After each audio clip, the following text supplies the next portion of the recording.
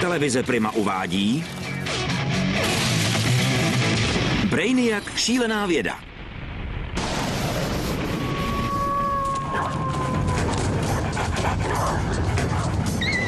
Vítejte u Brainiacu, pořadu, který dráždí vědu tak, až jí buší srdce v krku. Dnes večer uvidíte v Brainiacu velkou vědu. Souboj pálek, při kterém se ptáme, co je nejlepší pro britský sport. Opravdu čas letí, když se bavíte? Díky bohu za vědu. Říkáme s bohem dalšímu karavanu. Je to pták? Je to letadlo? Ne, je to černá skřínka z letadla. A vědec Brainiacu John Tickle pálí do oblak. 3, 2, 1, pál! Bezva. Ale nejdřív zesílíme napětí.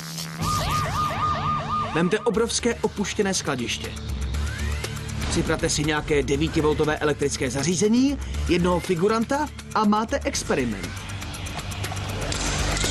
Proud, který budou přenášet tyto elektrody, produkuje elektrické impulzy a ty budou stimulovat určité svalové skupiny.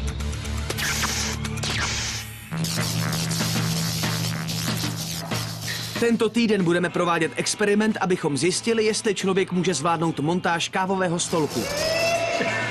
Do něho budeme pouštět elektrický proud. Náš figurant má na pažích umístěné 4 elektrody a nemůže nijak ovlivnit, kdy dojde k elektrickému šoku. Montáž takové skládačky může být výzvou i při optimálních podmínkách. A jako všichni dobří lidé, i náš figurant ignoruje montážní pokyny. Ignorovat elektrické napětí už není tak snadné. Během montáže je zapotřebí velké koordinace zraku a rukou. To mozek říká svalům v pažích a rukou, co mají dělat. Elektrický výboj, který mu vstupuje do těla, tyto signály ruší a způsobuje kontrakce svalů. U nábytkové skládačky není neobvyklé, že vám 1 nebo 2 kusy zbudou. Ale soudě podle množství materiálu, který ještě leží na podlaze, je to úkol, který nebude nikdy dokončen. Montáž nábytkové skládačky, další věc, kterou nemůžete dělat, zatímco dostáváte elektrické šoky. Končíme.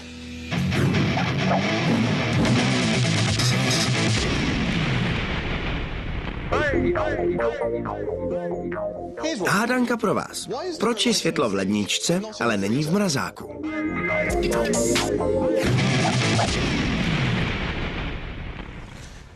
Který sport je v Británii nejlepší? Je to složité. Myslím, že by to mohla být věc osobního vkusu. Možná si myslíte, že je v neděli odpoledne lepší zahrát si kriket. A nebo strávit 2 hodiny na tenisovém kurtu. Nebo věnovat dopoledne třískáním do golfového míčku. Ale toto je vědecký pořad a my nerozhodujeme věci podle osobních zálib.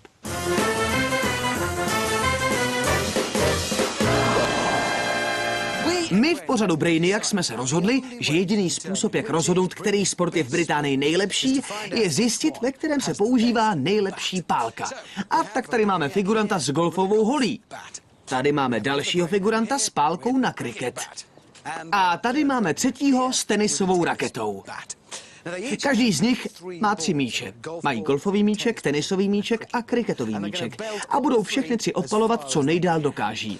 A pak ten, který v součtu délek odpálí všechny 3 míče nejdál, má nejlepší pálku. A proto zastupuje oficiálně nejlepší sport v Británii. Tak jo, pánové, nejdřív odpálíte tenisový míček. Jste připraveni? Teď.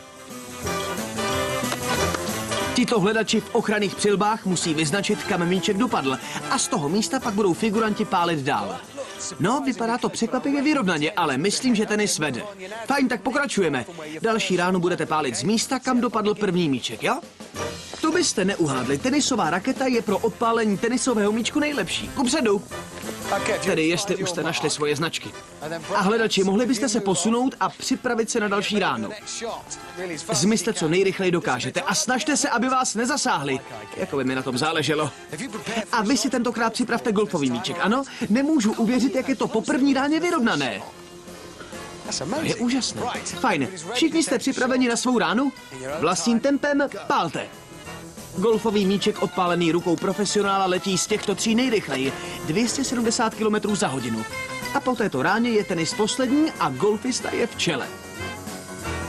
Ale bude to stačit? A teď kriketový míček. Fajn, udělali se nám trochu mezery, tak půjdeme a odpálíme poslední ránu. Kriketový míček je trochu specializovaný, jak jeho váha, tak velikost. Mohl by porazit tenisovou raketu, ale to zjistíme při posledním odpalu. Tak, jdeme na to. Poslední rána rozhodne. Pánové, prestiž nejlepšího sportu v Británii teď závisí na vašem výkonu. Golfista vede asi o 14 metrů. Titanová hlava jeho hole by měla tento míček poslat hodně daleko. Tenista, jak se zdá, je už ze hry. Se strunami z nylonu je pravděpodobným výsledkem nejspíš vykloubené rameno. Hráč kriketu. Verbové dřevo z kůží. Teď je na domácím hřišti. Pálte, prosím. 3 prudké údery. Kriketový míček je při váze 160 gramů nejtěžší a je to úder hráče kriketu, který letí nejdál. Vítězí o 25 metrů. A je to, kriket vítězí, otázka je zodpovězená. Žádné další dohady, kriket má nejlepší pálku a proto je teď nejlepším britským sportem. Výborně. A právě o to v pořadu Brainiac jde. Odpovídat na opravdu důležité životní otázky.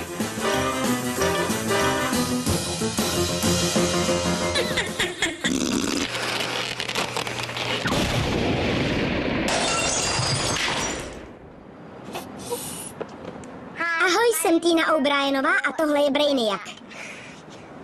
Připadám si jako cvok.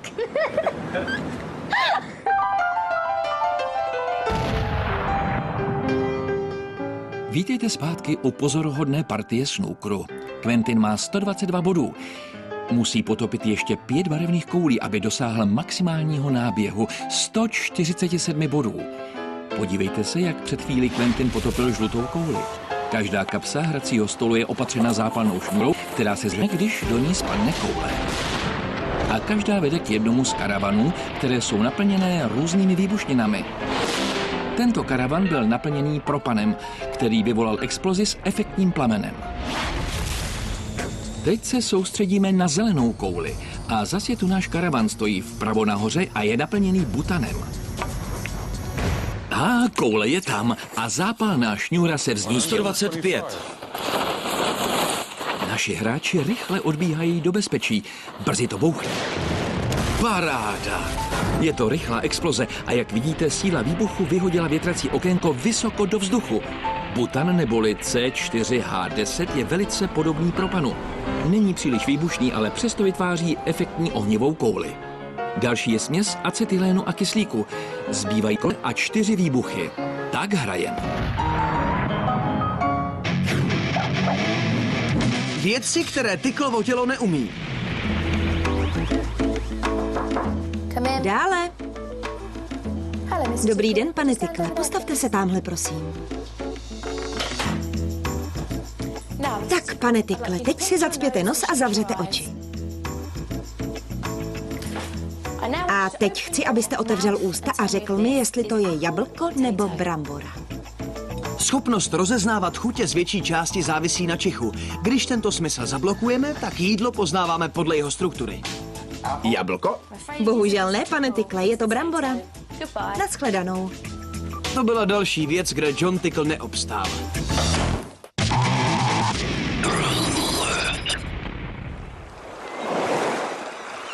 Víte, co se říká?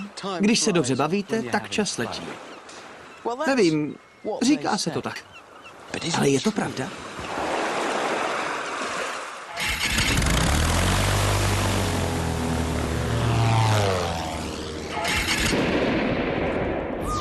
Přivedli jsme do Pojďte laboratoře dál. Brainiacu 2 dobrovolníky. Vítejte v naší laboratoři. Jak se máte? Řekli jsme jim, že se zúčastní experimentu, ale neřekli jsme jim, čeho se bude týkat. Nejdřív jsme jim odebrali hodinky, aby nevěděli, jak dlouho bude experiment trvat.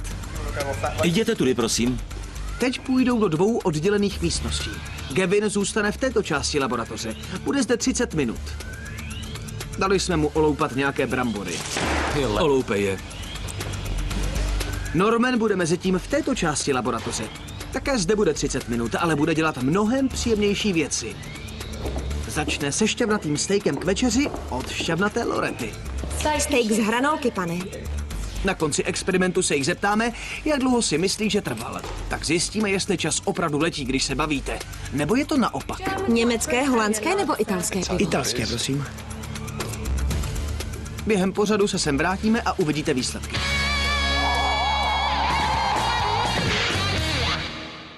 Skupina Twisted Sister naspívala píseň Nemůžeš přestat s rock'n'rollem, ale my v pořadu Brainiac si myslíme, že můžete.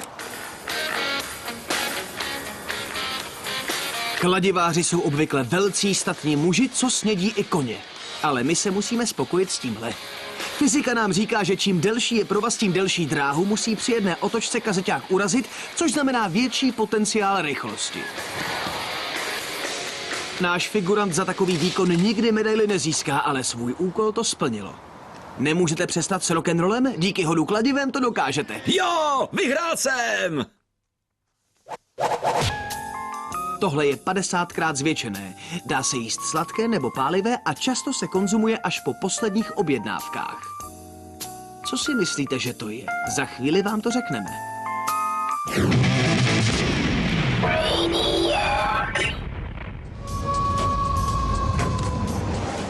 Tohle je Brainiac, vědecký pořad, který se rád vysmívá nebezpečí. Co ještě uvidíte? Odborníci, držte se dál, protože my budeme zahradničit. Svedou vyrovnaný závod? Souboj vysoký versus malý. Ale nejdříve...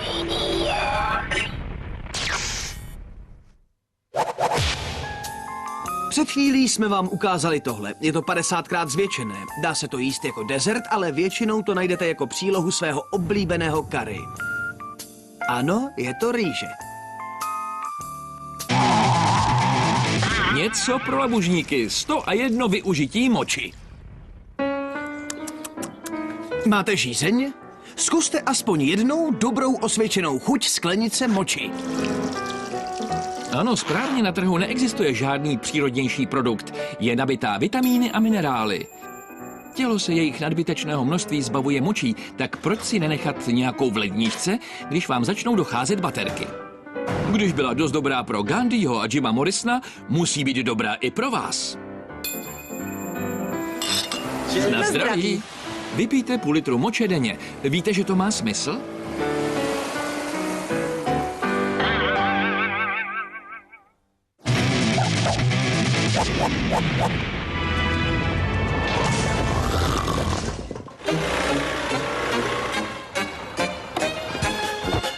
Naši sekundanti zpravidla na zahradničení moc času nemají. Všechno to okopávání, sázení a plení se zdá být trochu moc těžká práce. Přesto si docela rádi někde hezky posedí, aby si za dlouhých letních večerů vypili svoje pivo. Žádná zahrada není úplná bez trpaslíka. My máme vlastní verzi ve skutečné velikosti. Kompletní i s rybářským prutem. Teď už potřebuje jen vodu. Co takhle vykopat rybníček? No, kopání není zrovna naše parketa. Vyhloubit jámu pomocí dynamitu je pro nás mnohem přijatelnější. Samozřejmě se budeme držet pěkně zpátky. Bezpečnost je naší zásadou. Tak tomu říkám pořádná rána.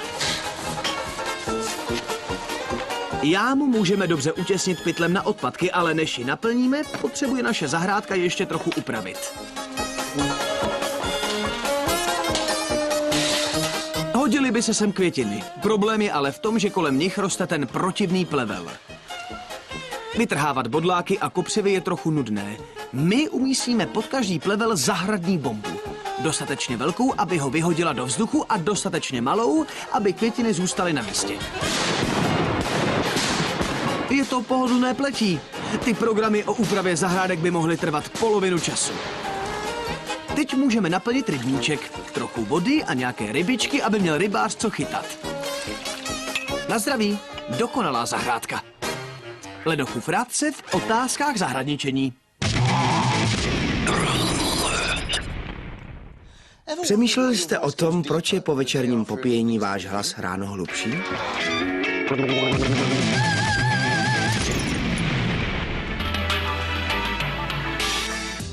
Tohle jsem já, jak si dopřávám pár piv. A tohle jsem taky já, ale druhý den ráno s hnusnou kocovinou a velmi sexy baritonem. Před pitím mám soprán. Po pití mám jednoznačně bariton. Já se svým sopránem a já se svým baritonem. Důvod spočívá v tom, že když se vzbudíte po pár pivech, vaše hlasivky jsou uvolněné. Jako struna u houslí, čím je delší a uvolněnější, tím nižší tón potom vydává. Před pitím a dobrým nočním spánkem jsou moje hlasivky napjaté a proto mám vysoký hlas. Příští ráno jsou uvolněné a můj hlas je hluboký a sexy. Stejné to je, když strávíte večer křičením, abyste byli v hlučné hospodě slyšet.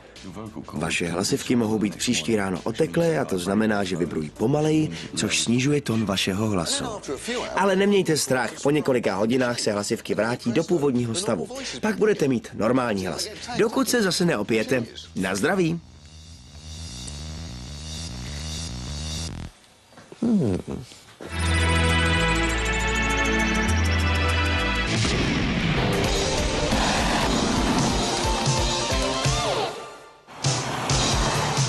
Světová zpěvačka Tina Turner miluje vědu. I když je to už dávno, co se stala mezinárodní pěveckou hvězdou, nikdy nezapomněla na školní dny strávené v laboratoři ve městě Nad Bush. Kdykoliv má ve svém nabitém programu volno, tak s chutí vytáhne svůj Bunsenův kahan a vyhodí něco do vzduchu. Prosím, tudy, Tino. Dnes zavítala na místo, kde jsou zaparkovaná omlácená auta a už pospíchá ve svých vysokých podpacích po rozházené suti. Rozvažuje, který vůz si vybere, aby dobře ladil s přirozenou barvou jejich vlasů. Její plán začíná tím, že použije dlouhou zápalnou šňůru, která odpálí její bombu. Dnes jí přitom asistuje nejmladší člen jejího fanklubu, který se zrovna dověděl, že nevyhrál výbušninu týdne. Zápalná šňůra se obvykle zažehává plamenem. A to je štěstí, protože Tina si sebou přinesla svůj Bunsenův kahan. Samozřejmě nezapomněla na svou oblíbenou výbušninu TNT, protože v názvu nese její iniciály. Je tam Eli. Když je vše připraveno, tak Tina rychle odchází. Ze zápalné šňůry bývá nervózní už od dob ošklivého incidentu se starým plynovým sporákem. Bunsenův kahan, slečno Tino. Mladý fanoušek úzkostlivě pozoruje, jak Tina s precizně nacvičenou zručností zapaluje svůj kahan. Potom přikládá zápalnou šňůru k plameni. Jakmile začne hořet, Tina ji nervózně uskočí z cesty. Zápalná šňůra je vyrobená z TNT v plastikovém obalu. Hoří pomalu, ale jakmile se jednou vznítí, už nezhasne. Dokonce ani pod vodou. Pomalu, ale jistě se plamen plazí směrem ke svému cíli a když ho najde, nikdo to nepřehlédne. A jako obvykle, jakmile auto vybuchne a začne hořet, Tina spustí svůj song.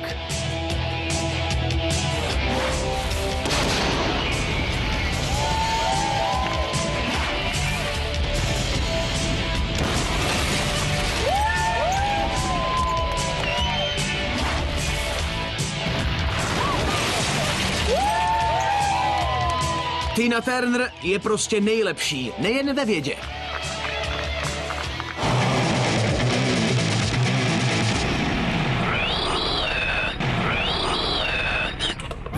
Zaplavují e-mailovou schránku laboratoře pořadu Brainiac návrhy široké britské veřejnosti na experimenty. Šílen a důkladně posuzuje jejich vědeckou hodnotu.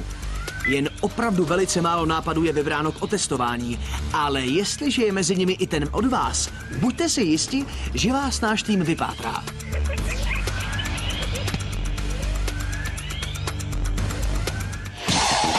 Jestliže jste napsali do Brainiacu, najdeme si vás. Dnes jsme v Arbicvisu, abychom odchytili prodavačku motorek Mackenzie Nicholovou.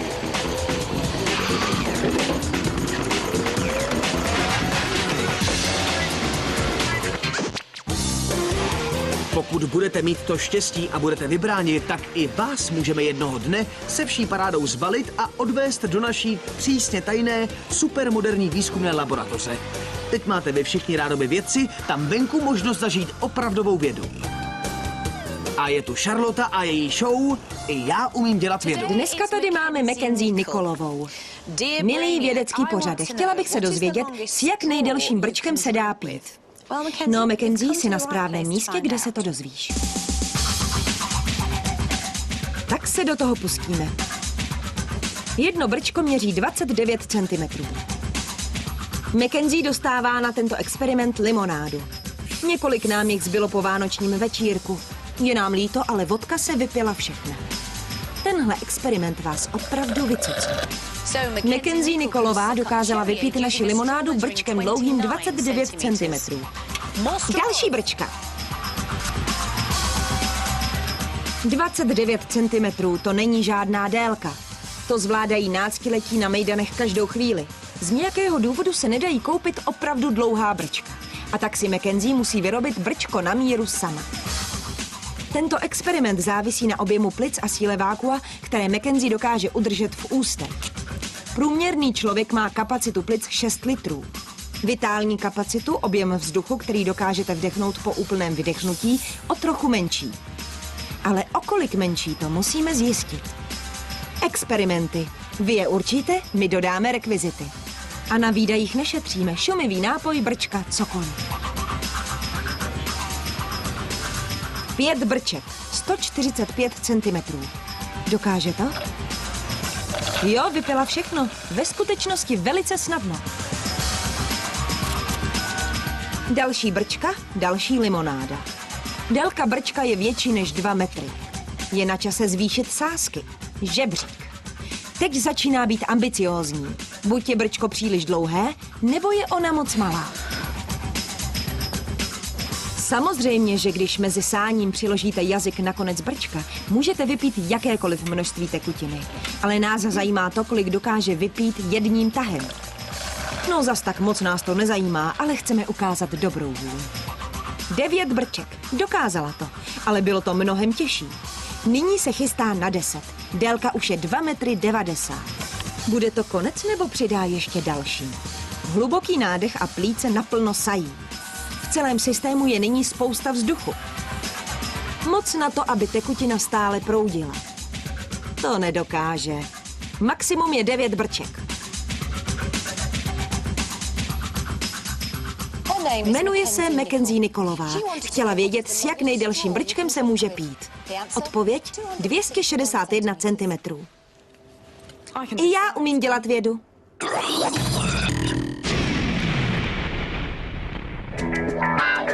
Co je to? Pivo, to miluju! Ale hrozně mě štve všechna ta pěna, která vzniká, když si ho nalévám. Tady je tip. Ještě než začnete nalévat pivo, sklenici nejdřív namočte.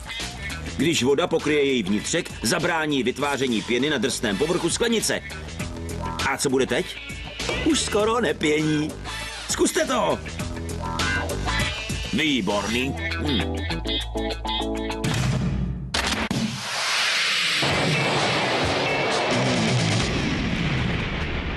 Tohle je trebuchet. Ve středověku takový katapult představoval domácí balistiku ve své nejlepší podobě. Je to dost primitivní technologie. Tady mám provázek, který je hodně pevně namotaný. Energie, která je v něm uložená, se uvolní, když zatáhnu za tuto spoušť. Radši odejdu do bezpečné vzdálenosti. Vyklíďte střelnici! Tak to evidentně nestálo za nic, ale od středověku došlo ve vědě a technice ke značnému vývoji. My si dnes uděláme domácí balistiku mnohem zábavnější. První zařízení je relativně prosté. Je vyrobené ze 3 trubicových obalů. Dále použijeme benzin, do zapalovače, tenisové míčky a běžné druhy ovoce a zeleniny. Benzinu potřebí jen takové množství, které se vejde do víčku, jinak vybuchne. A teď to takhle nalijeme do válce. O něco vás poprosím, tohle nezkoušejte doma. Nás tu hlídají profesionálové, kteří nám s tím pomáhají. Pokud to chcete zkusit, požádejte o práci u nás. A teď tam vložíme tenisový míček. Jelikož jsme opatrní, zbraň odpálíme elektricky z bezpečné vzdálenosti. Připraven k palbě? Děkuji. Střelnice je volná. Budeme pálit. 3, 2, 1, pál. Proboha. První experiment nestál za nic.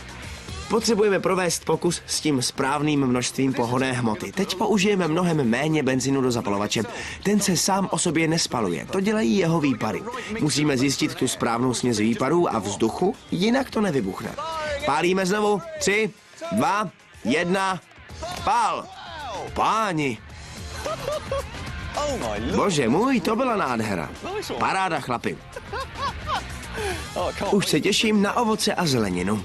Tenisák dolétl do vzdálenosti 52 metrů 37 cm a úhel, pod kterým jsme stříleli, byl 45 stupňů, takže můžeme použít fyziku a vypočítat maximální výšku, která byla 13 metrů.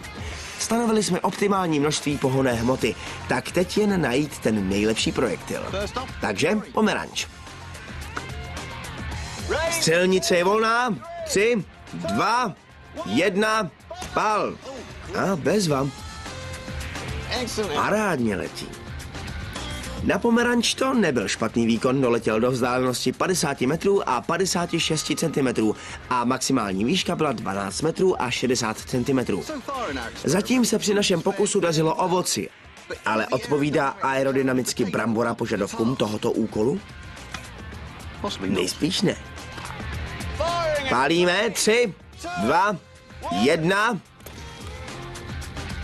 Nevidím ji, kam letěla? Neviděli jsme, kam letěla. Náš kameraman také neviděl, kam letěla. To proto, že při bližší prohlídce jsme objevili, že neletěla vůbec. Vzduch jen prolétl kolem ní, místo aby ji vymrštěl ven, takže naše brambora zaznamenala samé nuly. To se tedy nedá nazvat povedeným výkonem. V dalším pokusu použijeme opět ovoce. Bude to jablko Granny Smith. Střelnice je volná. Pozor, pálím. 3, 2, 1, pál. Vynikající.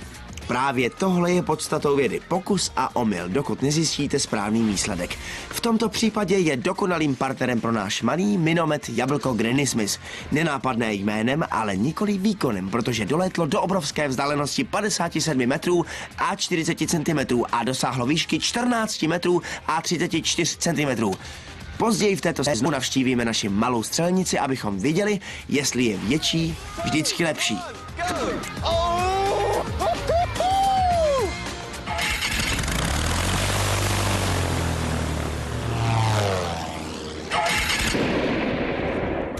Jsme zpět v naší laboratoři, kde testujeme 2 dobrovolníky na to, jestli čas opravdu letí, když se bavíte. Netuší, čeho se experiment týká. Jeden z nich se má jako v pohádce, zažívá jen příjemné věci. Steak z hranolky, pane. Zatímco ten druhý se baví mnohem méně. Na konci se jich zeptáme, jak dlouho si myslí, že náš experiment trval. Na této straně místnosti doloupal Gavin svůj pytel brambor. A už tu má pár dalších. Oloupat. Na druhé straně jsme mezi tím nachystali Normanovi kulečníkový stůl a přivedli vybraného protivníka. Jsi na řadě, siláku.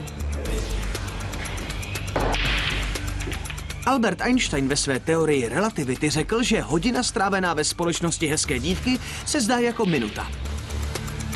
A minuta před rozpálenými kamny se zdá jako hodina. To nám připadá trochu nepřesné, takže na rozdíl od Einsteina provedeme řádnou vědeckou studii. Výborně.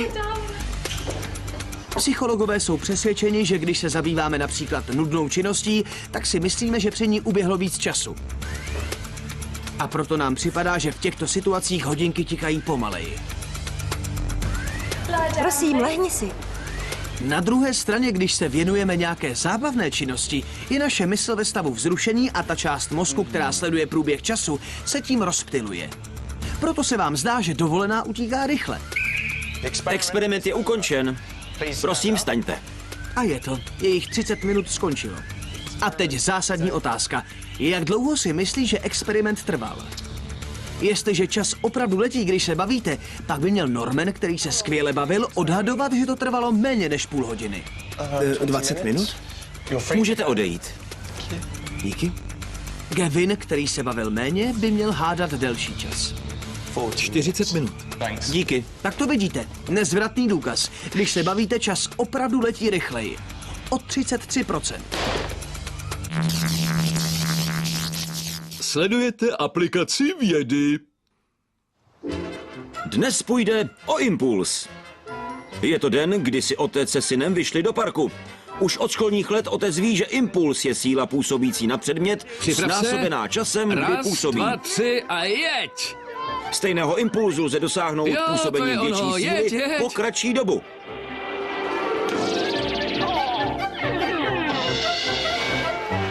Paráda, jo! Takže pamatujte si, děti, nezahrávejte si s impulzem.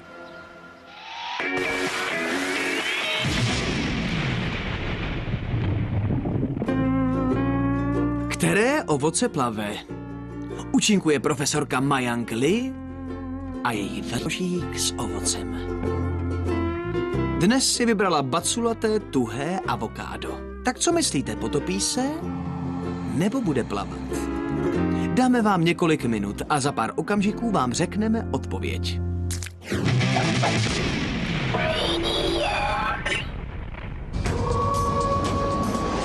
Toto je Brainiac, pořad, kde bičujeme vědu do bezvědomí za uzleným provazem. Co ještě uvidíte? Vykoupeme černou skříňku, jak jinak než v našem stylu.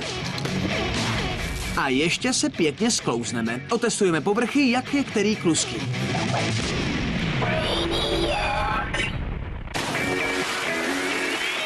Ale nejdříve... Profesorka Mayank Lee položila otázku, zda se její baculaté a tuhé avokádo potopí, nebo bude plavat. Ano, avokáda neplavou.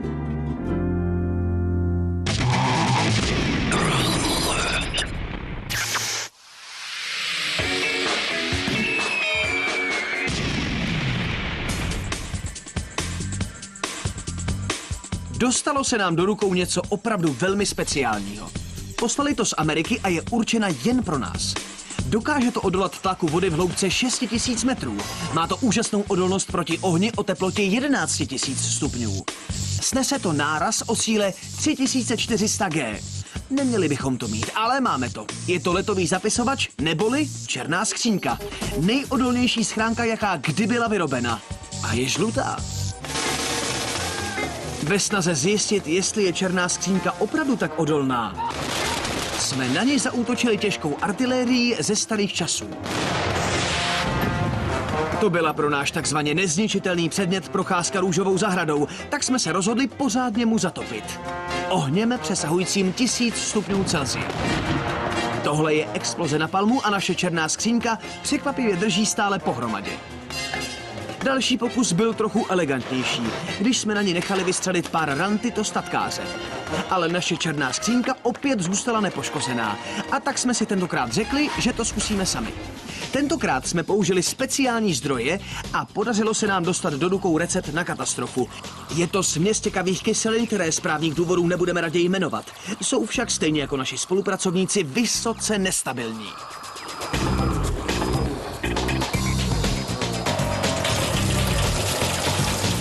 A teď hodláme černou skřínku spustit do směsi kyselin z velké výšky na gumě používané při bungee jumpingu.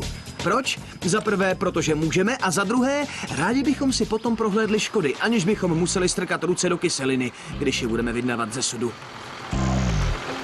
Pozor, teď přijde ta kritická část. Potřebujeme si být naprosto jistí, že jsme ve správné pozici. Jestliže černá skřínka narazí na bok barelu, tak kyselina bude všude. Přijatelný je pouze přímý zásah. Vypadá to, že náš člověk je na místě a je spokojený s drahou letou. Jdeme na to.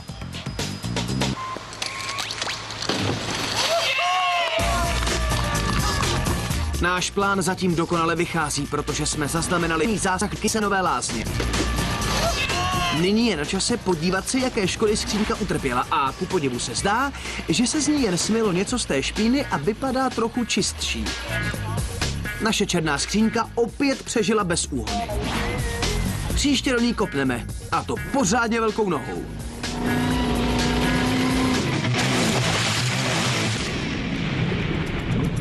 Jestliže globální teplota vzroste jenom o 3 stupně, hladiny moří stoupnou o 7 metrů.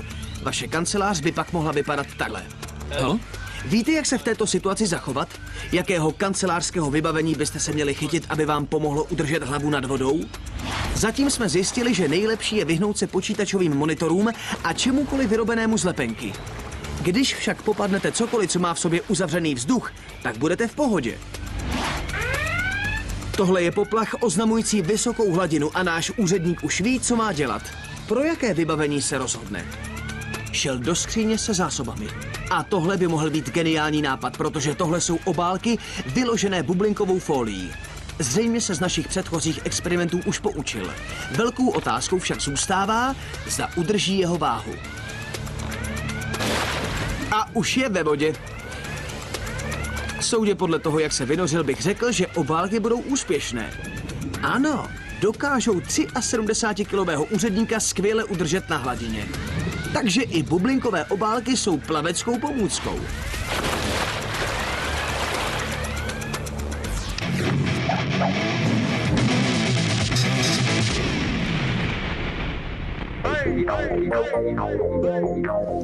Teď něco pro vás. Proč se ženy nemůžou malovat řasenkou se zavřenou pusou?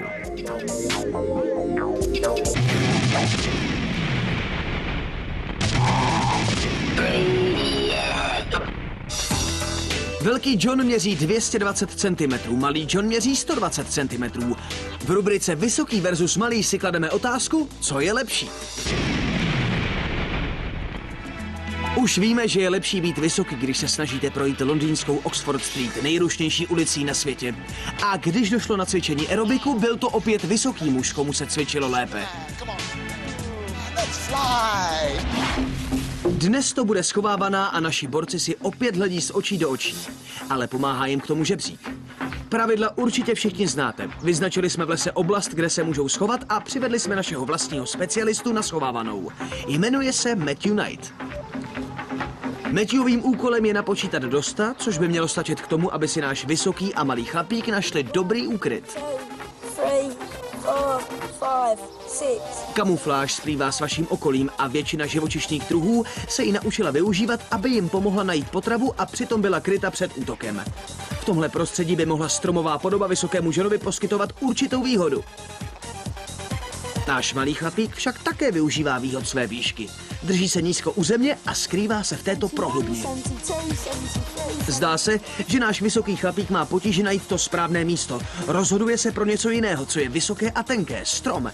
Možná to není nejlepší volba, ale ze správného úhlu je obtížné ho spatřit. Před pikolou za pikolou nikdo nesmí stát, nebo nebudu hrát, už jdu. Tak, Matthew se vydává hledat naše pány a čas mu běží. Právě prošel kolem skrýše Mrňouse. To je pro něho dost dobré znamení. Říká se, že někteří lidé pro stromy nevidí les, ale Matthew není jedním z nich, protože celkem snadno našel našeho dlouhána a ve velmi krátkém čase. Mám ho. Dokáže najít i našeho Mrňouse? Odpověď zní ano, ale o více než minutu později. A z toho všeho plyne, že když jde o schovávanou, je rozhodně lepší být malý než velký. Yes!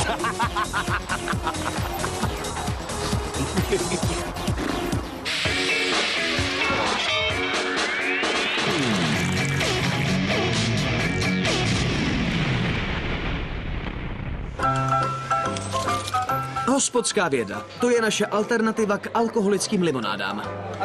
Vsadím se s vámi o tuhle 5, že dokážu zmagnetizovat vodu. To má být vtip, ne? Ne, vážně, mám tady všechno potřebné.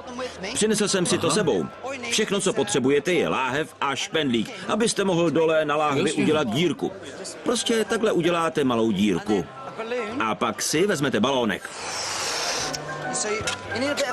Potřebujete vytvořit menší elektrostatický náboj a tady stříká náš proud vody.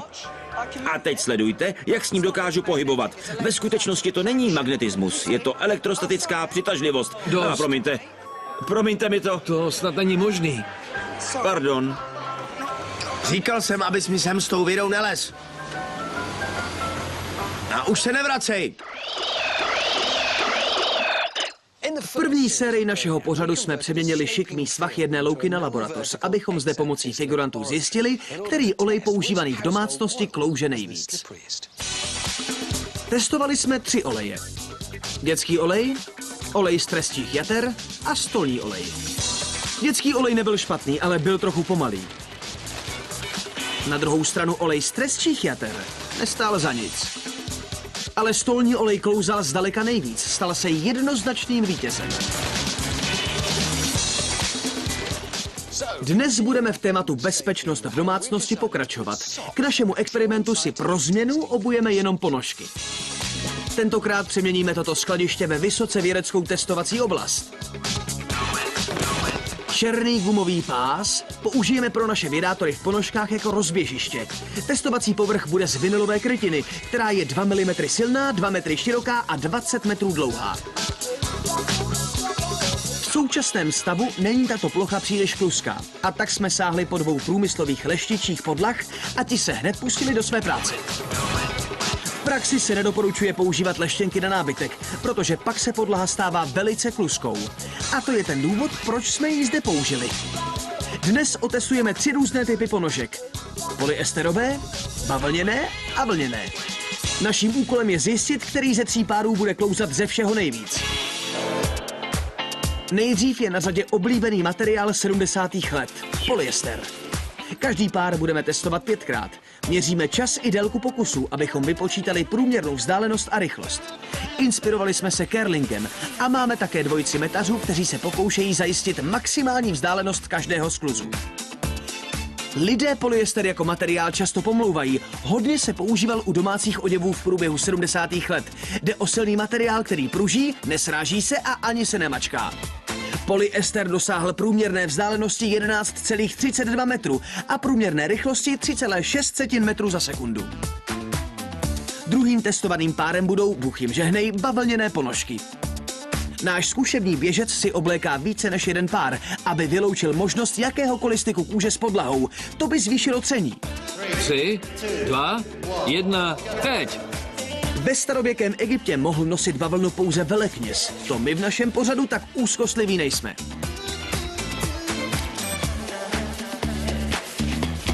Po 5 pokusech výsledky bavlněných ponožek ukazují, že kloužou líp než polyesterové. Průměrná vzdálenost je 11,85 metru a průměrná rychlost 3,1 metru za sekundu. Naším 3. a posledním párem jsou vlněné ponožky. Jejich vlákno je silnější a je známé svou schopností udržet člověka v teple. Dokáže absorbovat vodu až do 30% své váhy, aniž byste měli pocit vlhka. A to náš zkušební běžec jistě ocení. A po 5 pokusech jsou výsledky opravdu průkazné. Při průměrné vzdálenosti 13,32 metru a průměrné rychlosti 3,21 metru za sekundu můžeme po našem experimentu odpovědět na další vysoce vědeckou otázku. Zdaleka nejvíce kloužou vlněné ponožky.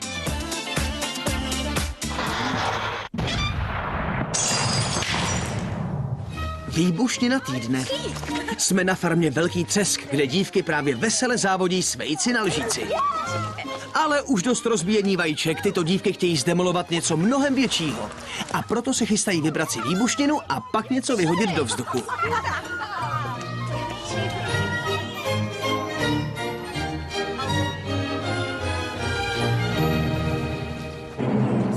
Dnes se rozhodli pro něco zcela z brusu nového. Je to emulzní trhavina, která exploduje s vysokým stupněm rozptylu. A co budou dnes vyhazovat do vzduchu? Svoje koupací hračky. 3 z jejich nejbližších kamarádek budou výbuch sledovat a pak dávat známky od 1 do 10.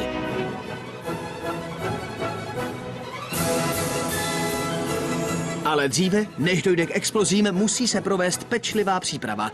Pokud jde o výbuchy, naše expertky jsou dokonalé profesionálky, takže přistupují rovnou k projednání podrobností. Emulzní trhavina produkuje při výbuchu obrovské množství plynu. Je to stabilní výbuština, která potřebuje na odpal dobrou rozbušku. Naštěstí si s tím naše dívky vědí rady. Porodkyně sledují scénu a Oliv je připravena k odpalu. 3, 2, 1.